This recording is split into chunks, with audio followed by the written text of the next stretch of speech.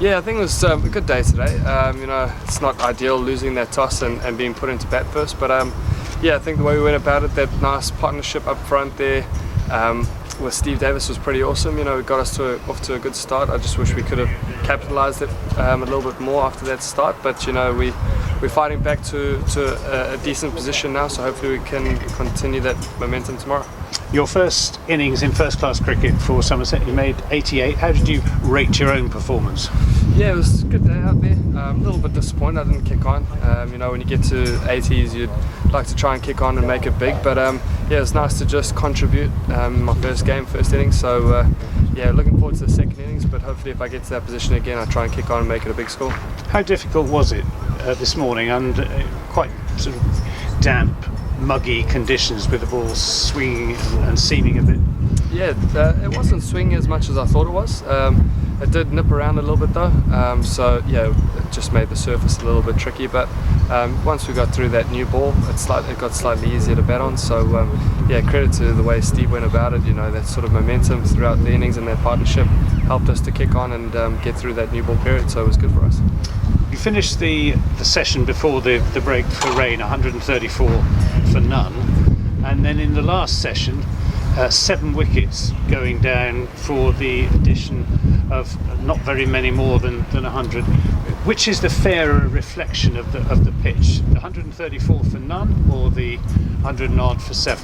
I think a bit of both. I can't really pass comment in terms of what is a fairer reflection. The way we went about it early was a good little platform.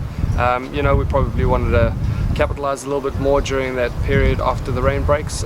We must give credit though to the Leicester bowlers. They did swing it a little bit more after those rain delays, so yeah, it made it a little bit more challenging for our batters, and yeah, I think if we had lost a couple less wickets, that would have played a little bit better into our hands, but credit to them, they bounced back pretty good after that opening stand.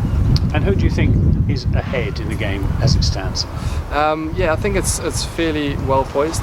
There is some life in that wicket, so if we bowl really well tomorrow when we get that opportunity, we could put them on the back foot, but we need to start well with the bat before then.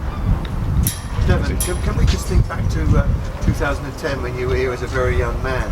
You spent a whole summer here playing for Taunton Dean and playing for Somerset Seconds. How did that sort of help shape your career to where you've got to now?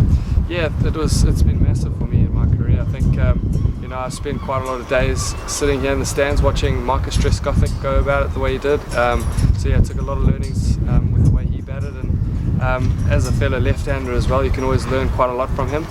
Obviously a massive legend of Somerset cricket and English cricket for that matter. So yeah, it certainly helped me spending some time in the stands here watching. But yeah, I think just growing as a young kid, starting to learn more about my game is what I could have asked for in 2010 when I was here last in Somerset. And obviously Taunton Dean, have you been back and caught up with the boys? Not yet. We've been so busy over the last couple of days. This last week we've played 4 games in 5 days, so I haven't had that opportunity yet. But I think we're going to meet up at some point and put on a barbecue and catch up with some of my old friends. So I'm looking forward to it.